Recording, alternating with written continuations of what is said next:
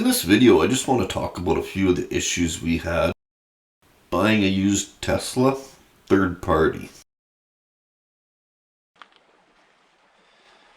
We've probably had this thing a little less than a month now, so I can't speak to its reliability or anything else. I can just tell you a few things about buying one of these things used third party. This one here we got from a Chev dealership. Buying a Tesla from a Chev dealership, the one thing I can tell you is that the dealership, they don't know anything about the car.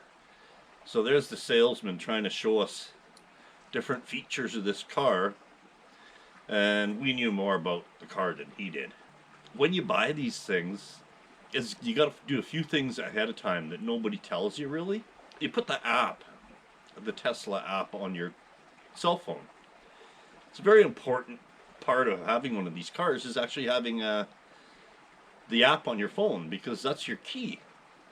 And not only is it your key, but also it's your key to charging it up. So we bought this about 3 hours away from here. We had thought we had it all set up properly. We had the app on our phone, and we put our credit card number into the app and whatnot. So we thought we were all good, and we didn't have to charge it on the way home. I think when we bought it, it had like 70% charge. So it would have made it home no problem. But then we would have got here and had to plug it in right away. And we wanted to stop at the charger and just charge it and just see how all that worked. We'd never done it before. So we stopped at the charger, plugged her in for about 20 minutes, and yeah, everything was good.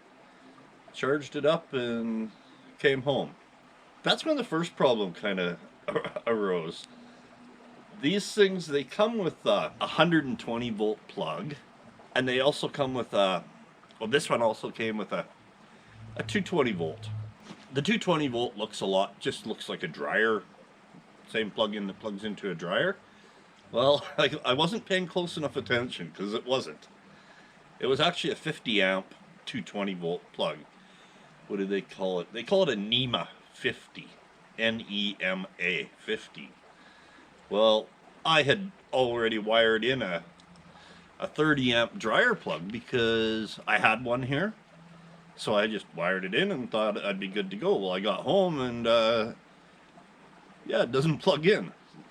So now I've got, I don't know, I still had like 30% charge left, but I live out in the bush. I'm quite a ways from a town. The next day, it was cold out that night. We lost about another 4% charge just from it sitting out in the cold, not plugged in. And the next day, we went back to the city so I could buy the proper stuff. All it consisted of was just buying the receptacle, but then also I had to buy a chunk of wire too, because I'd wired it for 30 amp using I think I used what I had here, which was a number 8 wire. You need, for 50 amp, you need at least number 6 here in Canada. So it's called 6-3 is what it's called. It has 3 conductors. Well, if you include the ground or the bonding wire, some will call it, it would be 4 conductors, and one of them would be just a bare copper wire.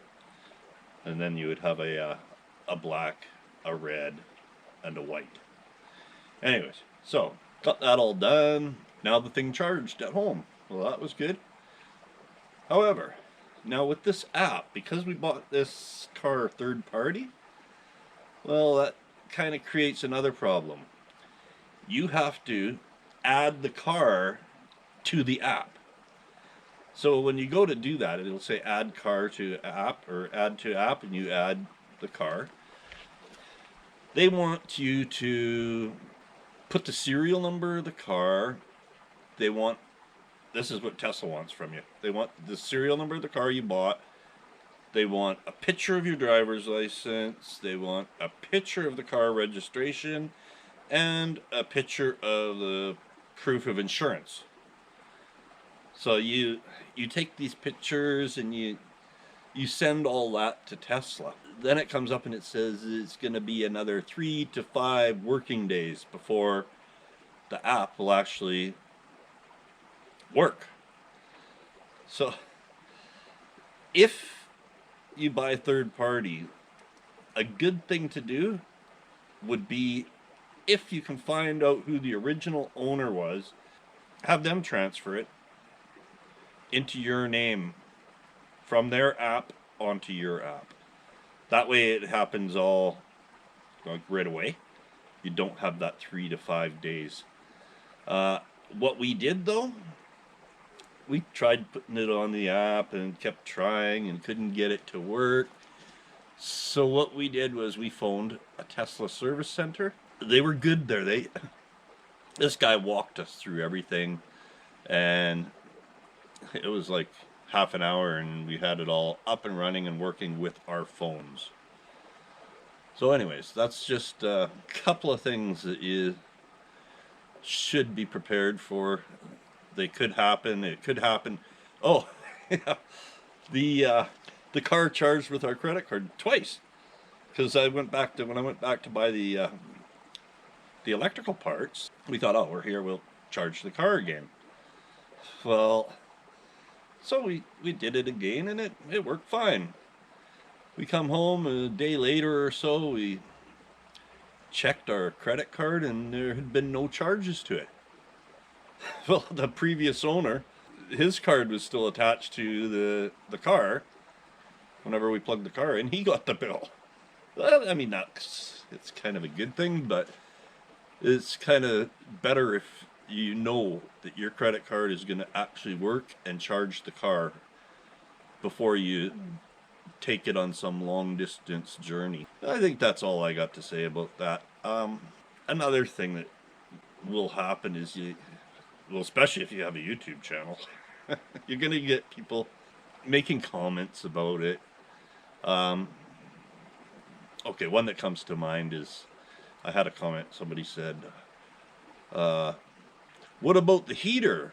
Or no, what about the air conditioning? That's a huge problem.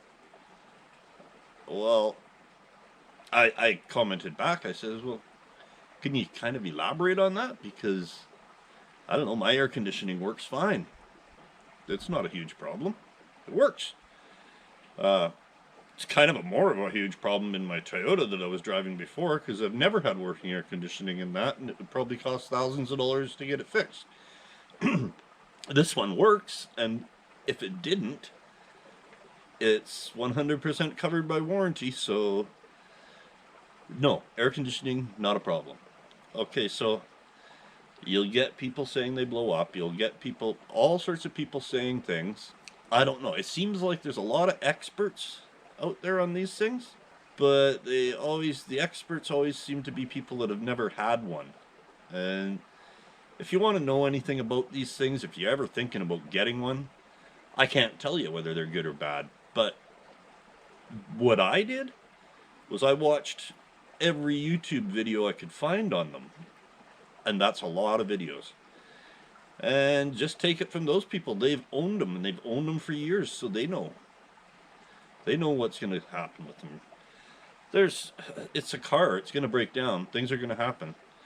I did find out some things from watching those videos. Like, one of the things is the suspension parts. They tend to wear out more. It's a heavier car, and you're driving it a lot faster. Tires and suspension parts. Mostly, I believe it's control arms, like upper and lower control arms. The car will start squeaking when you go over bumps and stuff, and that's a sign that your control arms are gone. It doesn't seem to be a huge bill, even if you do have to pay it out of your own pocket, and it doesn't seem to be a huge job to do it yourself. And it's just one of those things. Every car has control arms, and every car they wear out. So I think that's all I got to say about that. I just wanted to make this short video just for anybody that's thinking of getting one. A little update. Our $40 a day in fuel is now went down to $6 a day in electricity. So that is exactly what I calculated out to be. so it was right on the money. Electricity here in BC is, I believe it's relatively cheap compared to a lot of places.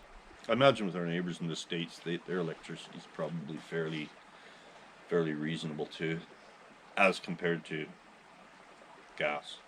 But nothing else has gone wrong. The car tells us every morning when it's ready to go.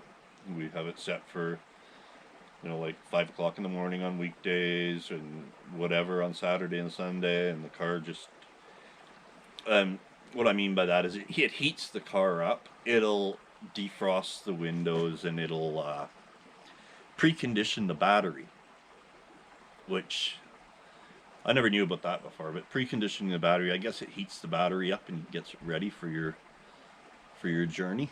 I should also mention the stock tires are 18 inches on this one, and it came with 20-inch with low profile tires. I thought I was going to use them until I did some research. I didn't really want to use them because of the rough roads up here. And then I did some research, and apparently the 20-inch tires on these things, the bigger the tire, the rim, the worse off you are for charge. On a 300-mile charge, you could lose up to like 40 miles using the bigger tires.